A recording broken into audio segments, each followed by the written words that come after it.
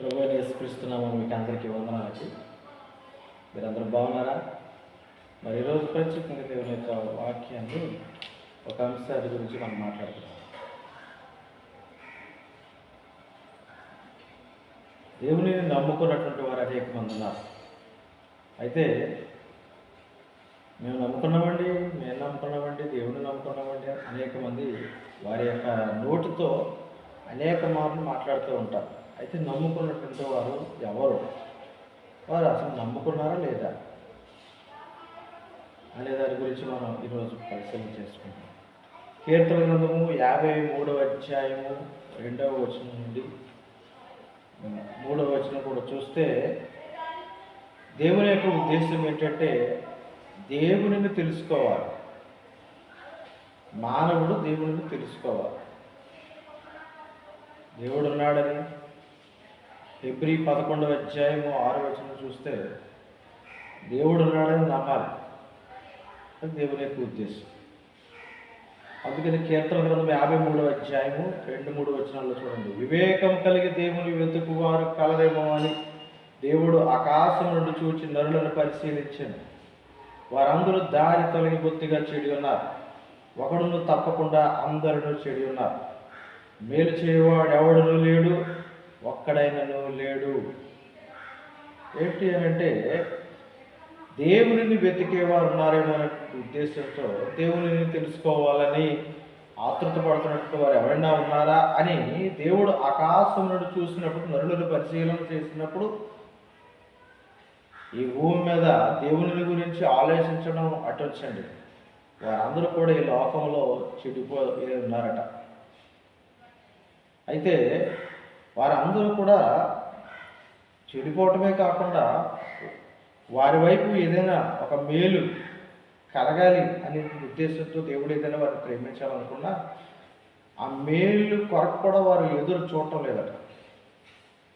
కారణం ఏంటి అని అంటే దేవుడిని నమ్ముకున్నటువంటి వారమండి అని అనుకున్న ప్రతి ఒక్కరూ కూడా భౌతిక సంబంధమైనటువంటి ఆశీర్వాదముల కొరకు ఆతృత పడేటటువంటి వారై ఉన్నారు తప్ప ఆత్మ సంబంధమైన ఆశీర్వాదముల కొరకు ఆతృత పడడం లేదని అర్థమవుతూ ఉంది. అయితే దేవుని నమ్ముకున్నాము అని అంటే ఆయన ఏం చూస్తున్నాడు అంటే ఆత్మ సంబంధమైన వాటి కొరకు ఎదురు చూసేటటువంటి వారు, ఆత్మ సంబంధమైన వాటి కొరకు వెతికేటటువంటి వారి గురించి ఆయన చూస్తున్నాడు. ఆత్మ సంబంధమైన వాటి కోసం వెతికితే భౌతిక సంబంధమైన వాటిని ఆటోమేటిక్గా దేవుడు అనుగ్రహిస్తాడు. అందుకనే దేవుడి యొక్క వాక్యంలో ఈ రీతిగా వ్రాయబడి ఉంది. అందుకనే దేవుడు ఎవరు అనేది తెలియాలి. దేవుడిని నమ్ముకున్నారా లేదా అనేది కొంత అవగాహన వస్తుంది కదా. ఇక దేవుడిని నమ్ముకున్నటువంటి వారిలో దేవుడు ఎవరో అని తెలియాలి. దేవుడు ఎవరో అని తెలియాలి అంటే అపోస్తల కార్యములు 17వ అధ్యాయంలో 26వ వచనం 27వ వచనం చూస్తే దేవుడు మనకు తండ్రి అని అర్థమవుతుంది. మరియు యావత్ భూమి మీద పాపముండుటకు ఆయన యొక్కడి నుండి ప్రతి జాతి మనుషులను సృష్టించి వారు ఒకవేళ దేవుని తడవులాడి కనుగొందురేమోయని తను వెతకి నిత్యము నిర్ణయ కాలమును వారి నివాస స్థలం యొక్క పొలిమేరను ఏర్పరచాడు. ఆయన మనలో ఎవరికి దూరంగా ఉండేవాడు కాదు. మీకు అర్థమైందా? ఎందుకనంటే ఆయన మనకు తండ్రి, ఆయన దూరంగా ఉండేవాడు కాదు. ఎప్పుడైనా భౌతిక సంబంధమైన తండ్రి కూడా బిడ్డలకు దూరంగా ఎప్పుడు ఉంటాడు అని అంటే బిడ్డలు ఒక చేతికి అందిన తర్వాత వారి కాళ్ళ మీద వాళ్ళు నిలబడగలిగినప్పుడు వారికి వారు బాగానే బ్రతకగలుగుతున్నారు అని అనుకున్నప్పుడు తండ్రి దూరంగా ఉండొచ్చు, కుమారులు కూడా దూరంగా ఉండొచ్చు. అప్పటి వరకు కూడా తండ్రి తన యొక్క బాధ్యత నిర్వర్తించడానికి ఎప్పుడు అలా పుట్టినప్పటి నుంచి మొదలుకొని ఆ తండ్రి బాధ్యతలు నిర్వర్తిస్తూనే ఉంటాడు. తను ఉద్యోగం చేసినా, వ్యాపారం చేసినా, కూలి పని చేసినా తండ్రి బాధ్యతను నిర్వర్తిస్తూ ఉంటాడు. ఆత్మ సంబంధించినటువంటి తండ్రి కూడా, పరమ తండ్రి కూడా, ఆయన కూడా తన సంతానం గురించి ఆలోచించేది ఏంటంటే వారు నన్ను ఎరిగి ఉన్నారు అనే మాట ఎంతో సంతోషాన్ని కలిగిస్తుంది. తండ్రిని పట్టించుకోలేనటువంటి వారు భూమి మీద ఉన్నప్పుడు భౌతిక సంబంధమైన తండ్రి ఎంత బాధపడతాడో తెలుసా? నీవు చిన్నప్పటి నుంచి అలా పెద్ద అయ్యే వరకు కూడా కంటికి రెప్పలో చూసుకున్న తండ్రి నువ్వు ఎదిగిన తర్వాత, వర్ధిల్లిన తర్వాత నీ పని మీద నువ్వు ఉంటే పర్వాలేదు, కానీ తండ్రిని ధిక్కరించి నువ్వు బయట ఉంటే మాత్రం తండ్రి తలడిల్లిపోతాడు. అటువంటప్పుడు నేను నమ్ముకున్నానండి దేవుణ్ణి అని అన్నప్పుడు, మరి నమ్ముకున్నటువంటి దేవుడు నీ వలన సంతోషిస్తున్నాడా, దుఃఖపడుతున్నాడా అని ఆలోచించాలి కదా.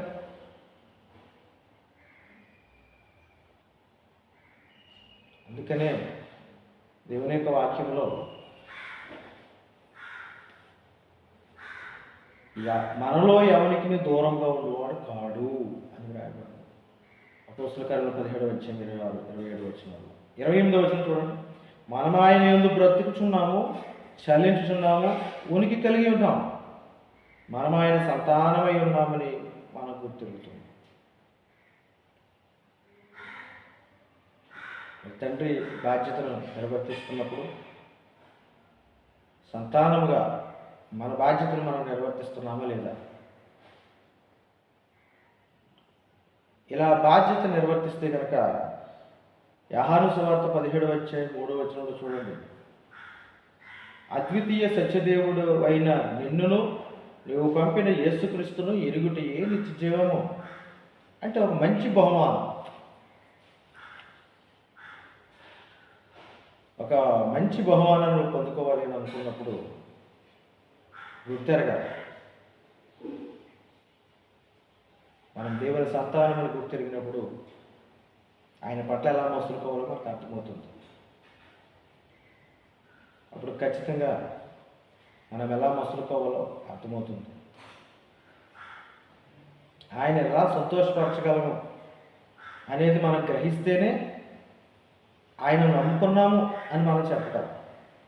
లేకపోతే ఊరికినే అందరికీ కూడా మీరు దేవుణ్ణి నమ్ముకున్నారా అని అంటే ఆమె దేవుణ్ణి నమ్ముకున్నామండి అని మీరు చెప్పడం వల్ల దాని వెనకాల దేవుణ్ణి మీరు ఎంత తొక్కపరుస్తున్నారో మీరు పరిశీలన చేసుకోవాలి. మీరు నిజంగా సంతోషపరిచేటటువంటి వారై ఉన్నారా లేదో పరిశీలన చేసుకుంటే ఇంకా ఇంకా ఇంకా ఇంకా అనేకమైన విషయాలు నేర్చుకుని జాగ్రత్త పడి భయభక్తులు కలిగి ఉంటారని ప్రేమపూర్వకంగా కోరుతున్నాను. అందుకనే నిత్యజీవం కొరకు మనకి ఇచ్చేటువంటి బహుమానం ఏంటి అంటే నిత్యజీవం కదా. అయితే దేవుని యొక్క సంతానములకు దేవుడు ఇచ్చేటువంటి ఒక గొప్ప బహుమానం నిత్యజీవం, ఎల్లప్పుడూ ఉండేదన్నమాట. అయితే చూడండి, రోమీలకు రాసిన పత్రిక 1వ అధ్యాయం 24, 25 వచనాలు చదువుతాం. అపోస్తలుడైన పౌలు గారు రోమా సంఘం గురించి ఇలా రాస్తున్నారు. వారి హృదయములలో దురాశలను అనుసరించిన వారికి అవమానం, అపవిత్రతకు గురై దేవుని సత్యమును అసత్యములకు మార్చి సృష్టికర్తకు బదులుగా సృష్టిని పూజించి సేవించిరి. అంటే రోమ సంఘానికి సంబంధించినటువంటి ఆ యొక్క పరిసర ప్రాంతంలో అపోస్తలుడైన పౌలు గారు తెలుసుకున్నటువంటి విషయం ఏంటంటే వారి హృదయములలో దురాశ ఉందట. ఆ దురాశలను అనుసరించి వారు అవమానపరచబడుతున్నారు, అవమానపరుస్తున్నారు. అంటే దేవునికి అవమానం రప్పిస్తున్నారు, వారు అవమానం పాలవుతున్నారు, కానీ వారికి తెలియడం లేదు. అలాగే వారు అపవిత్రతకు గురయ్యారు. దేవుణ్ణి కూడా నిర్లక్ష్యంగా చూస్తున్నారు. ఈ విషయంలో మనం ఆలోచించాలి. ఈ సృష్టిని పూజిస్తున్నారు అటు వాళ్ళు, సృష్టికర్తను మానేసి. యుగ యుగముల వరకు ఆయన స్తోత్రార్హుడై ఉన్నాడు. ఆయన శాశ్వత కాలంలో కూడా స్తోత్రాలకు అర్హుడై ఉన్నాడు. అటువంటప్పుడు ఆయనను మర్చిపోయి సృష్టిని పూజించడం మంచిది కాదు. పరిశుద్ధ గ్రంథంలో దేవుని యొక్క వాక్యములో ఈ యొక్క సృష్టికర్తను స్తోత్రాలు అర్పించాలి అని అనుకున్నప్పుడు యోహాను సువార్త 4:24 కూడా యేసుక్రీస్తు ప్రభువారు సమరయ స్త్రీతో మాట్లాడేటప్పుడు ఈ యొక్క ఆరాధన గురించి ఒక మాట మాట్లాడారు. దేవుడు ఆత్మ కనుక ఆయనను ఆరాధించేవారు ఆత్మతోనూ సత్యంతోనూ ఆరాధించవలెను. ఆత్మతోనూ సత్యంతోనూ దేవుని ఆరాధించాలి. అనేక మంది దేవునిని ఎలా ఆరాధిస్తున్నారో పరిశీలన చేసుకోవాలి.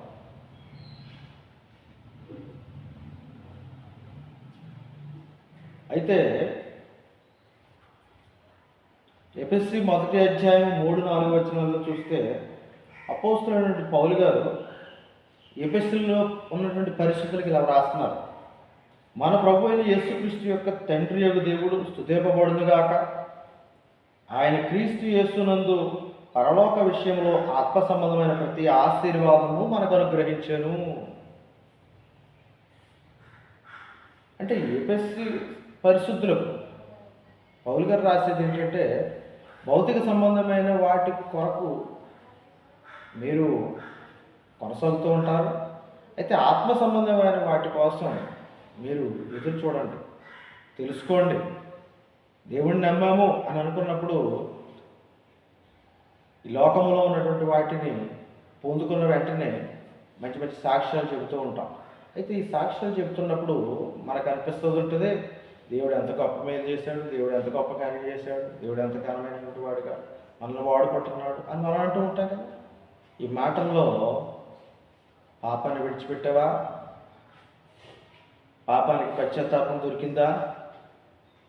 నువ్వు నీతిమంతుల జాబితాలో ఉన్నావా? నీతిమంతులుగా తీర్చబడ్డావా? నువ్వు పరిశుద్ధాత్మ యొక్క వరాన్ని నువ్వు పొందుకున్నావా? దేవుని కుమారులుగా నువ్వు పిలువబడుతున్నావా? దేవుని రాజ్యంలో ప్రవేశించడానికి సిద్ధంగా ఉన్నావా?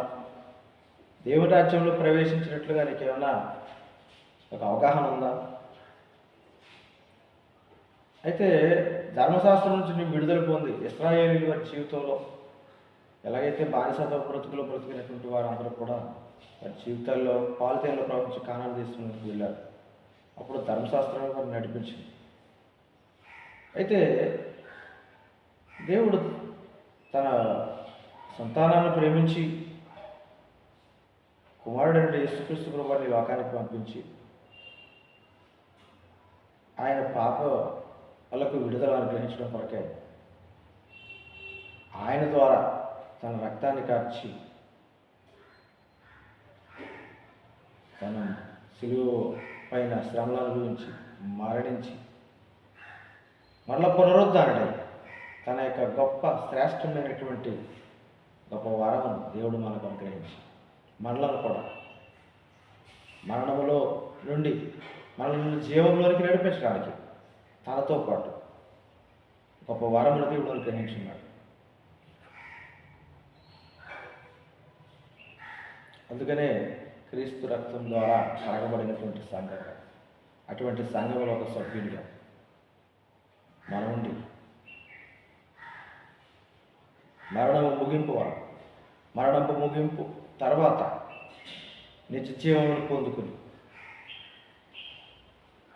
నిత్యము జీవించేటువంటి హక్కుదారులను కాబడాలని, అటువంటి వారైతే దేవుని నమ్ముకున్నాము అని చెప్తే ఒక గొప్ప ఘనత దేవునికి కలుగుతుందని, అటువంటి ఘనత దేవునికి కలగాలని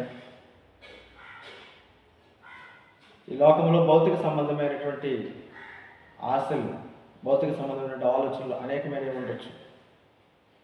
ఆహారం కొరకు, ఆరోగ్యం కొరకు, లేకపోతే డబ్బు కొరకు, ఆస్తి కొరకు మన కుటుంబం బాగుండాలనో, ఉద్యోగం కొరకు, గర్భఫలం కొరకు, ఇవన్నీ కూడా భౌతిక సంబంధమైనటువంటి ఆశీర్వాదాలు. అయితే ఇవన్నీ పొందుకుని ఆత్మ సంబంధమైన ఆశీర్వాదాన్ని విడిచిపెట్టదు.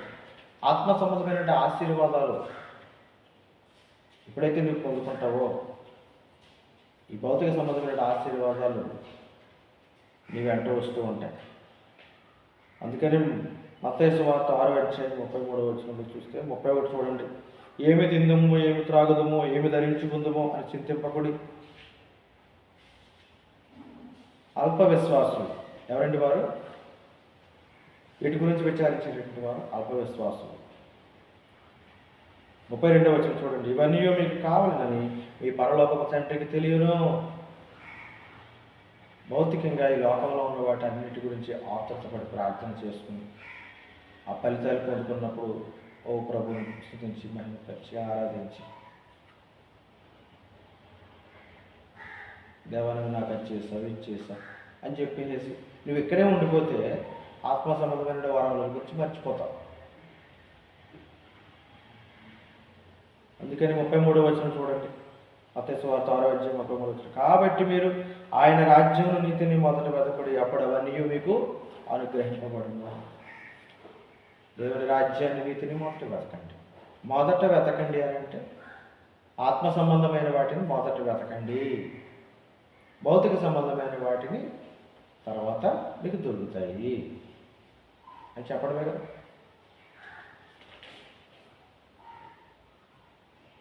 భౌతిక సంబంధమైన అవసరతల గురించి నమ్ముకున్నాము అనే మాట ఉన్నంత వరకు కూడా దేవుని యొక్క పిల్లలుగా, విశ్వాసులుగా, క్రైస్తవులుగా పిలవబడుట మర్యాద అనిపించుకోదు. ఆత్మ సంబంధమైన వాటిలో ఇప్పటికే మంచి ఘనత ఉన్నది అంటే గల కారణం ఆధ్యాత్మికంగా భయభక్తులు కలిగి భౌతిక సంబంధమైన వాటి కంటే ఎక్కువగా ఆత్మ సంబంధమైన వాటి కోసం ఆతృతపడేటటువంటి వారు మీలో ఉన్నారు. అయితే ఇంకా ఎక్కువగా ఉండాలని, ఇంకా అనేక మంది ఆత్మ సంబంధమైన వాటి కోసం ప్రయాసపడాలని, వాటిని దృష్టిలో పెట్టుకుంటే భౌతిక సంబంధంగా ఏదైనా లోటుపాట్లు ఉన్నా మనం బాధపడం. దేవుడు నాకేం చేశాడని ఇప్పుడు కూడా దేవుణ్ణి నిలదీయి. ఆత్మ సంబంధమైన వాటి విషయంలో ఇతరుల చేత మాట అనిపించుకోకుండా ఉండటం కొరకు ఎప్పటికప్పుడు నిందలు వస్తాయి, బాధలు వస్తాయి, శ్రమలు వస్తాయి, కష్టాలు వస్తాయి. దేవుడిని నమ్ముకున్నా నమ్ముకోకపోయినా ఇవన్నీ సహజంగా ఈ జీవిత చక్రంలో జరుగుతూ ఉండేవి. జీవిత చక్రంలో ఇవన్నీ కూడా ఈ మతానికి వస్తాయి, ఈ మతానికి రావు, లేకపోతే వీటిని విశ్వసిస్తే రావు, వీటిని విశ్వసిస్తే వస్తాయి అని ఏమైనా ఉందా? ఎవరైనా నమ్మినా ఈ లోకంలో వీటి మీద విశ్వాసం కలిగి ఉన్నా అవసరతలు తీరుతూ ఉంటాయి, కొన్ని అవసరతలు తీరవు. కొన్ని సమస్యల పరిష్కారం అవుతాయి, కొన్ని సమస్యల పరిష్కారం అవుతాయి. అంతేకాకుండా ప్రతి ఒక్కరు కూడా ఈ లోకాన్ని విడిచిపెట్టి వెళ్ళిపోవాల్సిందే. ఒకరి ముందు ఒకరి వెనకాల.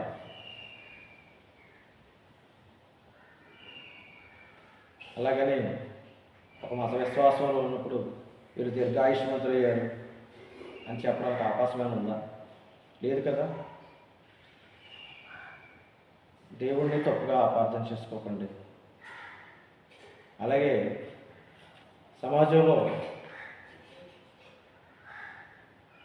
దేవుని పట్ల కలిగినటువంటి జ్ఞానం మీకు కూడా తక్కువ కాకూడదన్న ఉద్దేశంతో ఈ విషయాలు మీకు తెలియపరుస్తూ ఉన్నాను. అయితే పరిశుద్ధ గ్రంథంలో క్రీస్తునందు నిద్రించిన వారు నశించిరి అని 1 కొరింథీ 15:19 రాయబడి ఉంటుంది. క్రీస్తునందు నిద్రించిన వారు కూడా నశించారు. ఎందుకంటే అందరూ మేము నమ్ముకున్నామని అంటారు, కానీ క్రీస్తు విశ్వాసం కలిగి ఉన్నామని అంటారు. వారు కూడా నిద్రిస్తారు. అయితే నిద్రించడం వేరు, నశించడం వేరు. నిద్రించినటువంటి వారు ఏదో ఒక రోజు లేస్తారు. అయితే క్రీస్తునందు నిద్రించినటువంటి వారు తిరిగి లేస్తారు. అనేక మంది వారు దేవునిలో నమ్ముకోలేనటువంటి వారిని విడదీస్తారు. ఇక నమ్ముకున్నటువంటి వారిని లెక్కల్లో వేసుకుంటారు. మరి నమ్ముకున్నటువంటి వారు కూడా వారి యొక్క విశ్వాసం ఏమైంది? వారు కూడా నశిస్తున్నారు. మరి వారిలో రెండు భాగాలు ఉన్నాయి. వారిలో నువ్వు ఏ భాగంలో ఉన్నావు?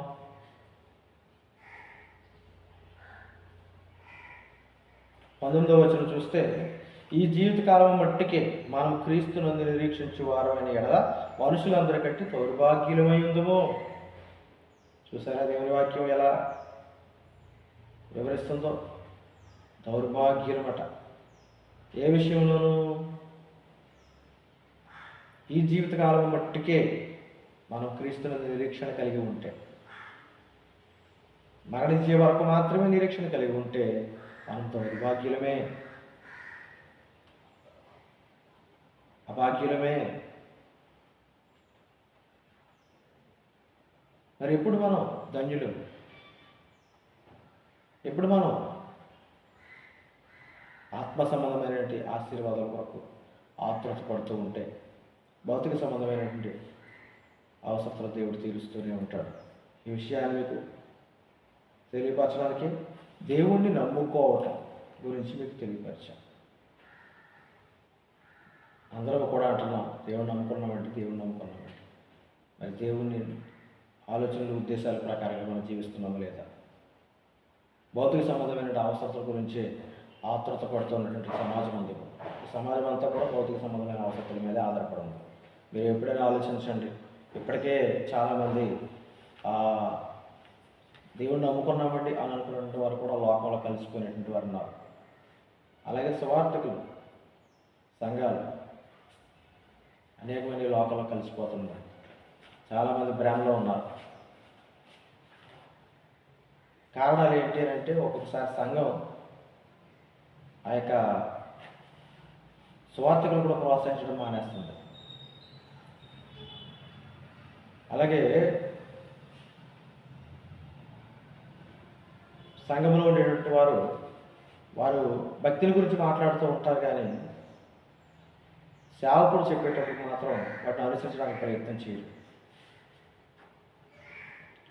అయితే స్వార్థకుల్లో కూడా కొంతమంది సంఘం ఎలా చెప్తే అలాగా వెళ్ళిపోవటమే తప్ప దేవుని యొక్క వాక్యాన్ని దృష్టిలో పెట్టుకుని చెప్పి నడిపించేటటువంటి తీరులో కూడా కొంతమంది ఉండడం లేదు.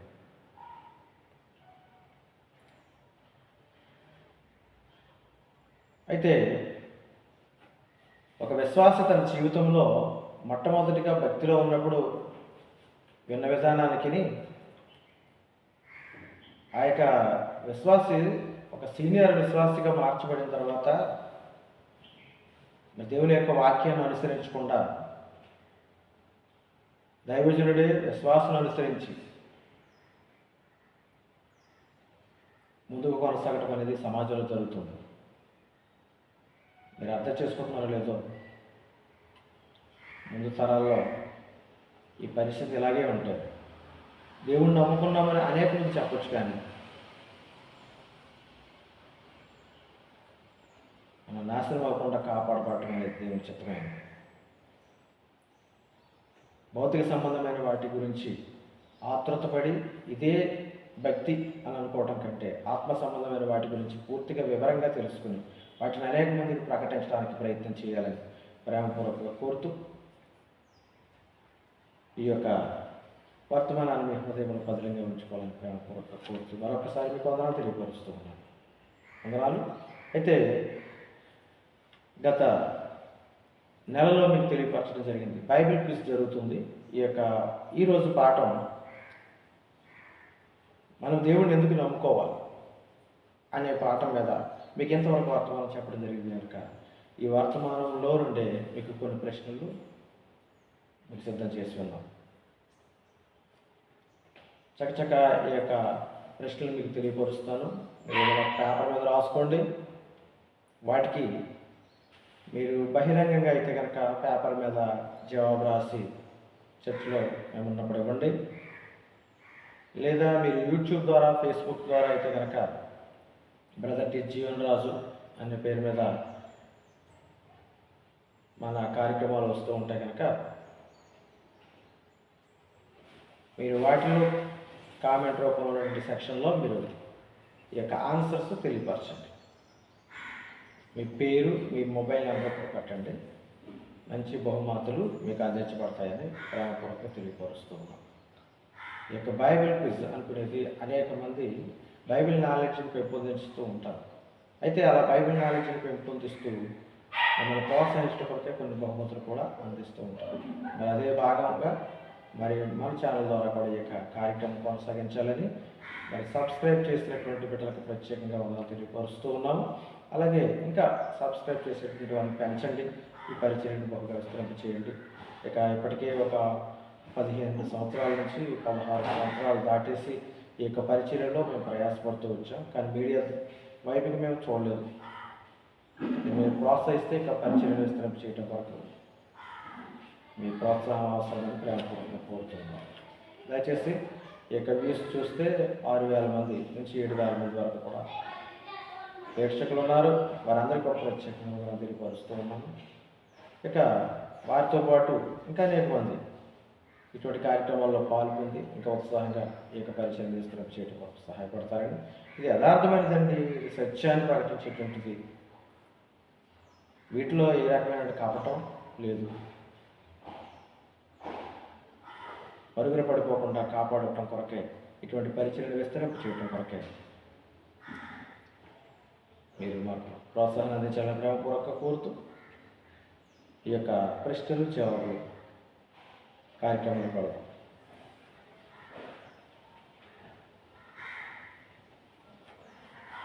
బైబిల్ క్విజ్ ఈ కార్యక్రమంలో మిమ్మల్ని ప్రేమపూర్వకంగా ఆహ్వానాన్ని పలుకుతూ ఉన్నాం.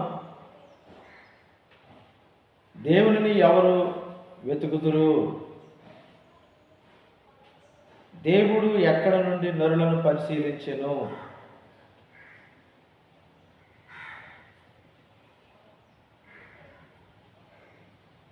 దేవుడు పరిశీలించినప్పుడు చెడిపోయిన వారు ఎవరు?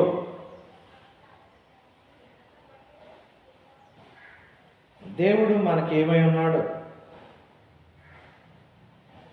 మనము దేవునికి ఏమై ఉన్నాము? దేవుడికి మరొక పేరు.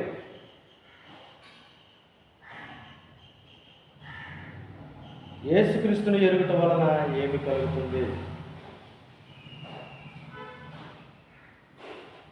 రోమా 1వ అధ్యాయం 25వ వచనం ప్రకారంగా దేవుడు ఎవరు?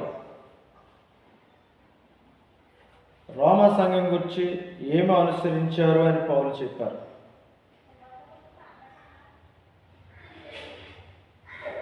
రోమా సంఘం గురించి ఏమి అనుసరించారు అని పౌలు చెప్పారు. యేసు సమరయ స్త్రీతో ఎలా ఆరాధించవలనో చెప్పింది.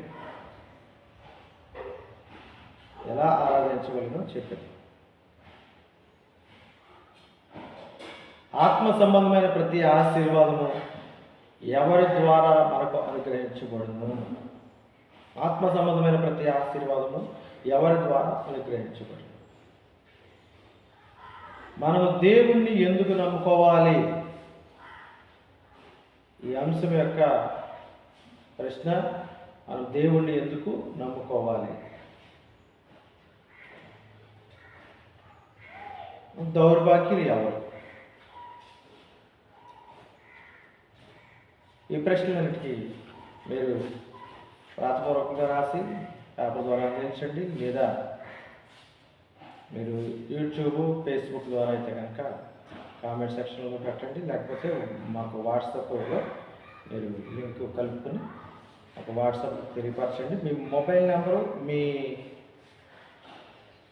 యొక్క జవాబు లిస్టు ఇది మాకు పంపిస్తే, ఎక్కువ మందిగా ఉంటే కనుక లాటరీ విధానంలో తీద్దాం. లేకపోతే కనుక తక్కువ మంది ఉంటే కనుక మీకు ప్రత్యేకమైన బహుమతులు అందించబడతాయి. మరి మీరు ఈ యొక్క బైబిల్ క్విజ్లో పాల్గొనడానికి, అంతేకాకుండా ఇక కార్యక్రమాల్లో చక్కగా ముందుకు కొనసాగడానికి మరి మీరు మమ్మల్ని ప్రోత్సహిస్తున్న విధానాలన్నిటి బట్టి ప్రత్యేకంగా మరొకసారి పొందాలి.